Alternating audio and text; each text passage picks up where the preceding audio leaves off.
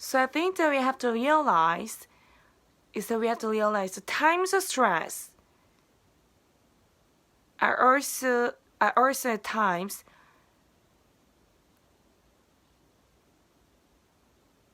that are stimulus for growth.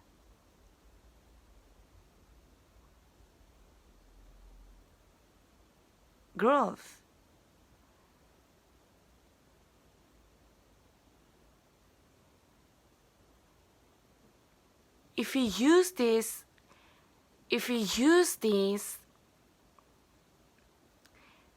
use our adversity properly, we can growth with adversity.